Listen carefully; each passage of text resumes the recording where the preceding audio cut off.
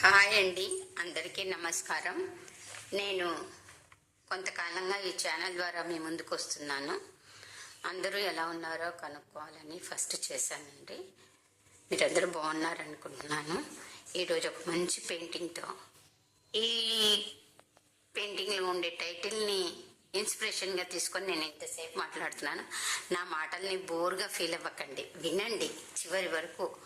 అందుకే ఈ టాపిక్ చూసాకే నేను మీ అందరితో మాట్లాడాలి అన్న ఒక సంకల్పానికి వచ్చానండి.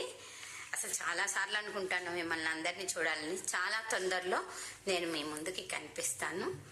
అంతవరకు ఈ పెయింటింగ్ చూడండి. Title of the painting meeting place, medium acrylic colours, size 22 inches into 15 inches. ఈ పెయింటింగ్ డెకరేటివ్ స్టైల్లో వేసినది. ఒకప్పుడు పల్లెటూళ్ళలో మంచినీటి కోసం కాలువలకి, చెరువులకి వెళ్లాల్సి వచ్చేది.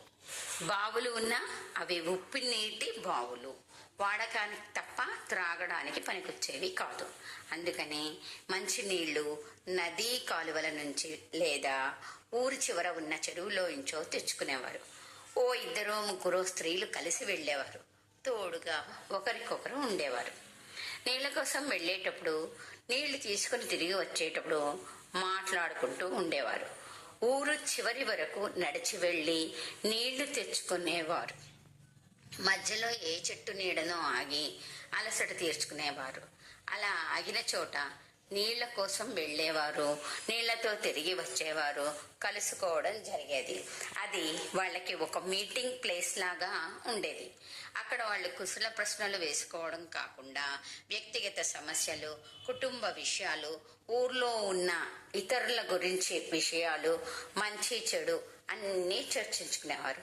అందుకని ఊర్లో ఎక్కడ ఏ విషయమైనా అందరికీ తెలుస్తూ ఉండేది. అప్పుడప్పుడు తల్లులతో పాటుగా పిల్లలు కూడా వెళ్ళేవాళ్ళు సరదాగా. ముఖ్యంగా వేరే వాళ్ళ పిల్లలు ఎవరైనా కలిస్తే కాసేపు ఆడుకోవచ్చని. అలా మంచినీళ్ళ కోసం నడిచి వెళ్ళి రావడం అనేది భారంగా అనిపించకుండా సరదాగా ఉండేది. శారీరక శ్రమ వల్ల ఆరోగ్యంగా ఉండేవారు.